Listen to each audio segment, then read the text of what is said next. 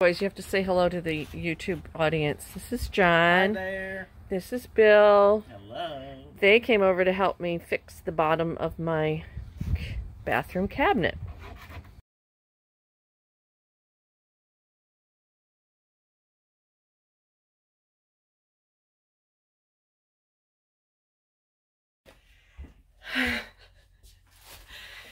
Alright, so I started a little project a few minutes ago, and I didn't bother to try to even record it because I didn't think it was going to be that big a deal, and it was so similar to an earlier project that I recorded for y'all that I was like, I just need to get this done. It's been bugging me for ages. And that project is, I'll move this out of the way so you can see, and I don't know if you'll be able to see, there's the under my sink. I knew that there was some water damage under there, but I thought, much like the kitchen sink, maybe I'd take off a layer and I would be able to put down the vinyl tiles and make it serviceable for now.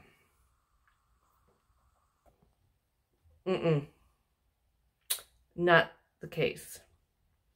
And I've been pricing new vanities, thinking I could use the top. It's not the greatest, it's not fancy, but it's serviceable. Just get a new vanity. How much is could a new vanity? It's just a box, right? With some drawers, paint. Well, they're expensive, and there's not a very big difference between a vanity without a top and a vanity with a top. So I'm like, well, let's put that on the list and see when the money comes for that. Because it's going to be, the reason I haven't wanted to do anything in this bathroom is because the other bathroom desperately needs completely redone. And this one is usable, if not, if just a bit outdated, it's usable. And there's some structural issues, but nothing dangerous. It's just mainly ugly and outdated. And, you know, in my brain, it's like, oh, it'll only take a little bit of work and a little bit of money to replace the vanity, get some new updated shower door walls that aren't this ugly 90s blech, and a new ceiling fan light that doesn't sound, you should hear this thing. Yeah, it's loud, it's obnoxious, it's filthy, and the ceiling around it is cracked and falling in, as is the ceiling in another area. But I don't really think it needs a complete gut job. But I'm afraid to pull up the tiles for fear what I'm going to find underneath, which now that I have pulled out the bottom, basically the entire bottom of this cabinet. Let me see. I don't have a flashlight or anything in here. Maybe my camera will adjust. Can I show you? Yeah. So that's the floor that you're looking at. Well, right there in the center of the frame is a piece of plywood that was part of the support structure. There were two of those. They are so water damaged that they're completely delaminated, and they're just sheets of thin wood that have came unglued. You can kind of see the laminate, you know, you can see. So this used to be a piece of plywood, and now this is what is remaining of that piece of plywood. The whole thing was like that. It is dry now, so there's no more leaks. But I think probably, because what happened in the kitchen is probably what happened in here, is because of the drain issue that I finally had to got situated, that was under the house or out to the main or whatever, that was clogged. Previous owners would put Drano, lye, whatever, down these drains trying to unclog the clog instead of just calling a plumber to do the job, and destroyed the pipes. So I'm assuming that that P-trap rotted out just like the one in the kitchen did, and was slowly leaking under here for a long period of time. It doesn't appear that the subfloor underneath is spongy, so that's a good thing. But I guarantee that this tile is just laid on wooden subfloor, that there's no cement board or anything underneath this, or mortar bed or anything underneath this tile. So that's one of the reasons I didn't want to start peeling the onion in this room, is because I was afraid, well, then I'm going to find out that the floor is rotted and the joists need to be replaced, and then the subfloor needs to be replaced, and then that means the shower has to come out and the shower needs to be replaced. And I just don't want to deal with that right now. It may have to all be done eventually, but it doesn't have to be done right now. So now I'm faced with cleaning this out, finishing cleaning this out. And I think I have a bunch of pieces of just, it's not even nice plywood, but it's probably 1/2 inch or 3/4 inch plywood that I moved out in the shed yesterday. And they're all like half sheets, like well, what are they? I don't know. They were what were over the windows. They're not 4x8 sheets. They've been cut down into thirds, or maybe they're 3x4. I don't know. Whatever they are, all of them are big enough to cut a piece to fit in here. And then I gotta do some measuring. I guess I could cut pieces of plywood to, put the cross braces in. Because I don't have a measuring tape in here. I don't think a 2x4 will work. Maybe it will. I'll have to do some measuring. I feel like that's 6. Yeah, that's 6. So maybe I just go to the lumber yard and get some pieces of 2x6 and to put in to support the floor, and just do it temporarily, then paint. Well, I don't even have to paint the plywood. Well, probably wouldn't hurt to have a coat of paint on it just to seal it a little bit in case there's any more water issues. But then just put these vinyl tiles down on top of it and call it good. But that also means that my box of bathroom stuff can't go under the sink, which is kind of why I want pedestal sinks or console sinks in my bathrooms anyway. Because I find if you have a big vanity like this, especially if you're not a, look at me today, I went to bed with wet hair yesterday, so that's why this looks so lovely. But if you're not a particularly a person who spends a lot of time with personal care items, and I'm very frugal and I use up what I buy, I don't tend to have, well, I say that and then I'm looking at I have a whole box of crap over here that came out from under my sink at the other house. But anyway, I tend to find it just gathers stuff that you never go back and use. You don't remember you have it. But it is nice to have a place to put your scrub and bubbles and your Epsom salts and your first aid kit and your toilet paper. Anyhow, now I've made a mess that I really have to figure out how to fix. But it's not going to happen today. But it's life in an old house.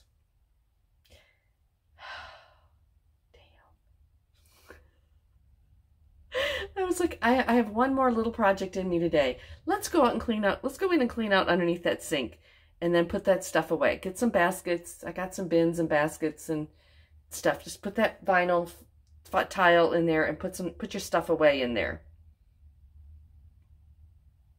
I mean, I guess technically I could if I wanted my stuff sitting in a nasty hole, but maybe it's best that this sits open for a little while and perhaps dries out a little bit.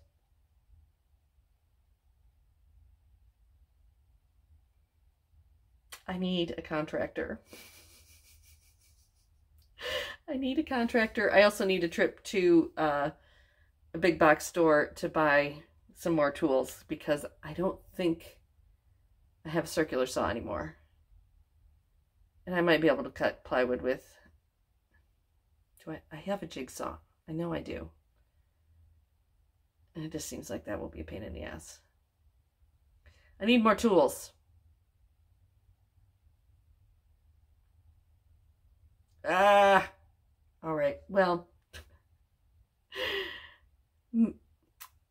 we all can celebrate together with another bathroom dance party when I figured this mess out. At least it's not still leaking, and at least the floor isn't rotted. Got that going for me. All right. So we're making a mess, then we're gonna clean it up. It's all gonna be good. Make a mess to make it better. Mm-hmm.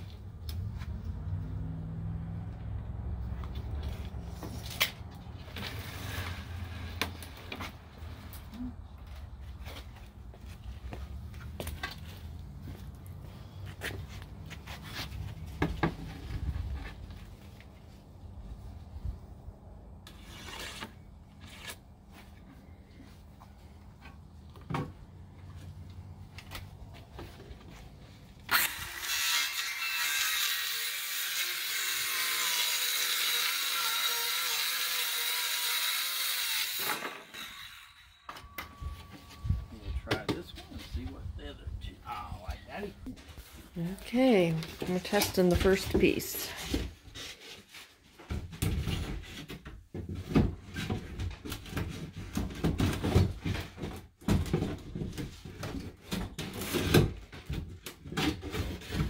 You have a hammer, there's a couple of nails. Sure do. There you go.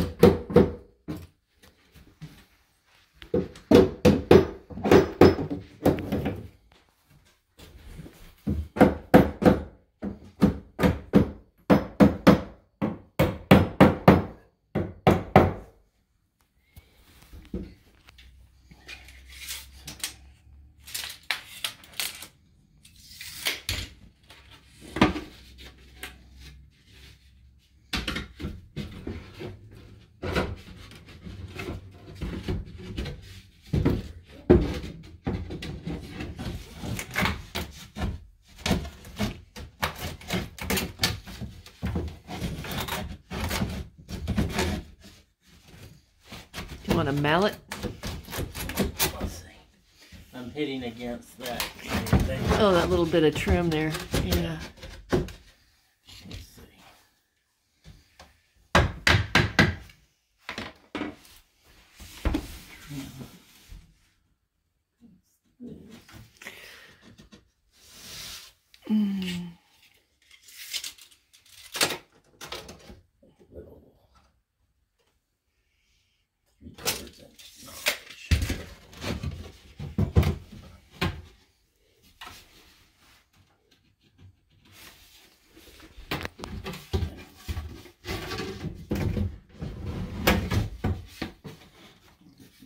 Out for that little board. Yeah. Okay. So since this cabinet in this bathroom, this bathroom was just added on over a section of the front porch, and that's an exterior wall, we decided to put a little insulation down here to keep my pipes from freezing. All right, here's John back with another notch.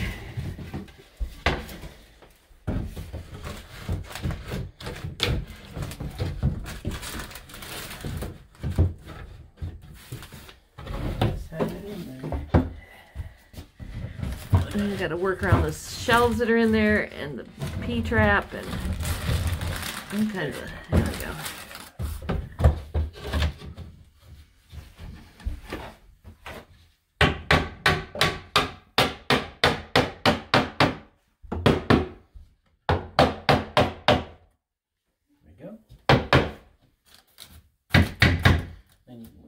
caulk around all the little gaps.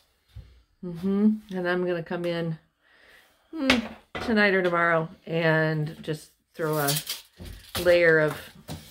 coat of primer on it. And then after that's dry, I have these vinyl floor tiles that I'm going to cover it with. And it should be good to go. 20 1/4.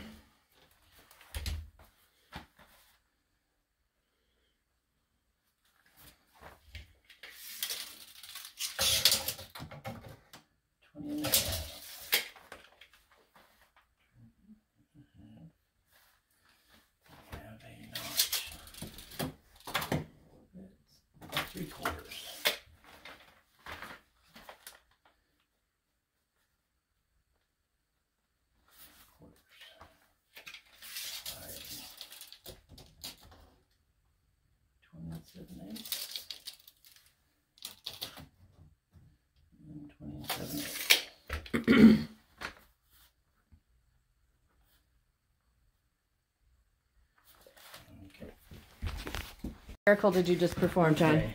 The back wall's straight, the side wall's straight, the front wasn't. So we took the saw and cut, which we're going to paint it. Paint it and put vinyl on it. It's going to be perfect. It will. The vinyl will have somewhere solid to go You're on the there. best. You're the best. That shouldn't go anywhere. Just put a little screw. We need a little tiny screw or nail just to tack that, or if you have any glue. I have wood glue. Okay. All right, we'll go get that.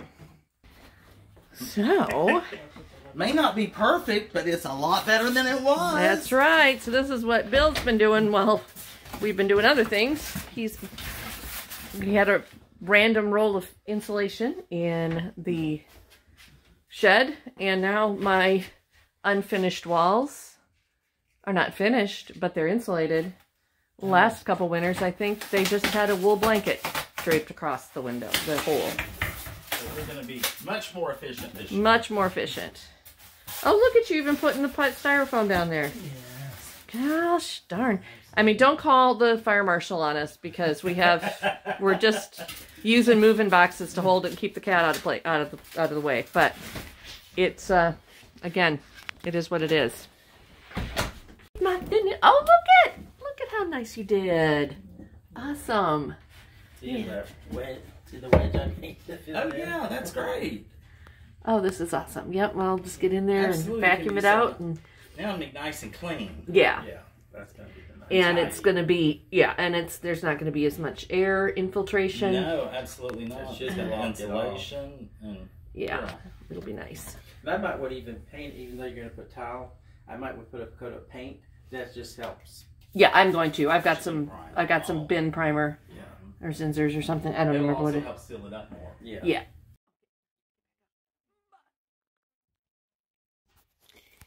So here's the finished. Got the vinyl on the bottom. I've got it organized, and easily get to my stuff. Dry, toasty, happy.